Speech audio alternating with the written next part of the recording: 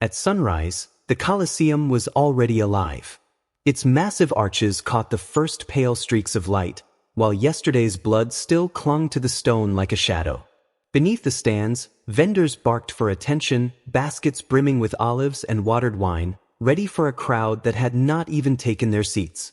Beyond the iron gates, handlers shoved half-starved predators into place, lions with ribs jutting through their fur, elephants stamping in rage, panthers raking their claws against the bars. From the tunnels came the sharp clang of swords, not practice swings, but tests for the day's killing steel. And over it all, a low hum swelled into a roar, tens of thousands of Romans pouring in, hungry for the thing their empire perfected better than anyone, death. Dressed up as entertainment, the Roman arena was not just sport, it was a laboratory for cruelty. Emperors flooded the sand to stage naval battles, starved wild animals to heighten suspense, and forced prisoners to act out myths that ended with very real corpses. None of this was accidental. It was policy woven deep into Rome's machinery of control. Cheering from the stands was not harmless. It was loyalty shouted loud enough to echo through history. And today, we are stepping straight into that shadow.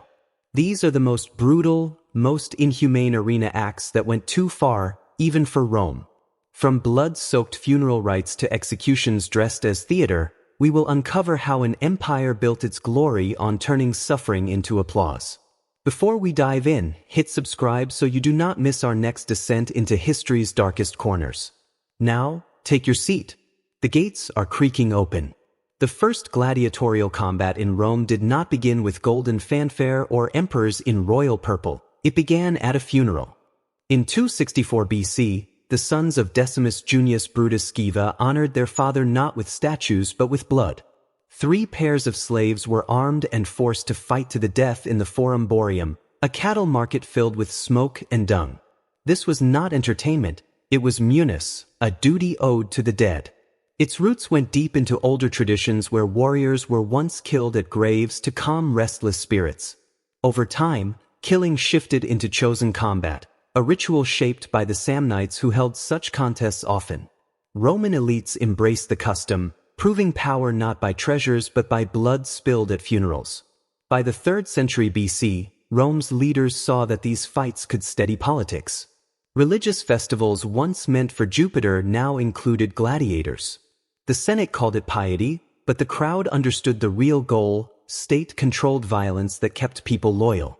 Even the armor carried messages. Fighters wore the styles of conquered enemies, the Samnite with a heavy shield, the Thracian with a curved blade, the Gaul with a broadsword. Watching them bleed was watching Rome's victories retold again and again.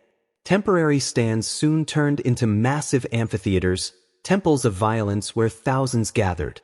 The games shifted from family funerals to state power, each drop of blood reminding citizens that Rome commanded everything, even death. Then came the beasts, lions from North Africa, leopards from the Caucasus, crocodiles from the Nile, even giraffes dragged from deserts. Romans called these venations, hunts meant to prove domination over nature itself. Julius Caesar set the tone in 46 BC by showing a giraffe, the first seen in Europe, only to send it into the arena to be torn apart. When the Colosseum opened in 880, Titus oversaw the slaughter of more than 9,000 animals. Bones show signs of starvation, proving they were weakened before the kill. Even elephants, once feared in war, were butchered for sport. Behind the scenes, capturing animals was part of the spectacle. Caravans dragged cages across deserts, fleets carried them down the Nile, handlers risked their lives to deliver living trophies to Rome. Every creature was proof of the empire's reach. Some emperors used the hunts for personal glory. Commodus dressed as Hercules and killed animals himself, though the animals were often chained or starved. The people cheered because silence was dangerous. Writers like Pliny the Elder warned that species vanished from their homelands after years of Roman slaughter. The Colosseum became an engine of extinction, showing that nature could be captured and destroyed for pleasure. And among all this, prisoners and criminals were pushed into the arena with wooden swords, forced to die against trained killers. It was execution disguised as sport, cruelty masked as entertainment. Even the weapons became characters. The retiarius fought with a fisherman net and trident against the secutor whose smooth round helmet deflected the net. It was not pure skill but suspense, a living puzzle of whether the net would trap or the sword would break through.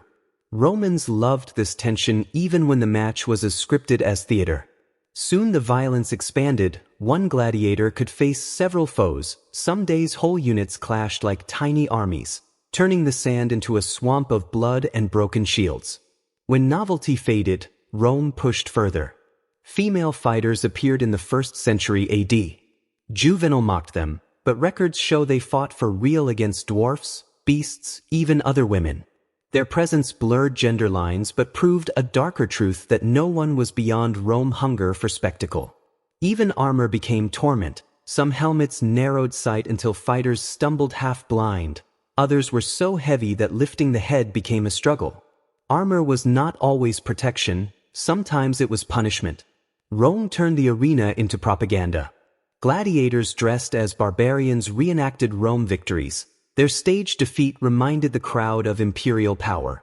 Every mismatch, every twist, every stunt kept the masses shocked and obedient. By midday, after the morning blood had dried, the arena shifted into death theater. Romans called it damnatio ad bestias, condemnation to the beasts. Criminals, deserters, slaves, and prisoners of war became unwilling actors in executions disguised as myths.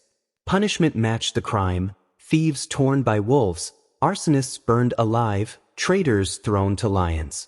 During Trajan's great celebrations after his Dacian victory, thousands of captives were slaughtered across 103 days.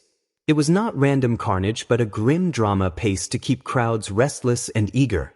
Animals were the stars: lions starved to frenzy, bears chained and provoked, leopards unleashed on trembling victims.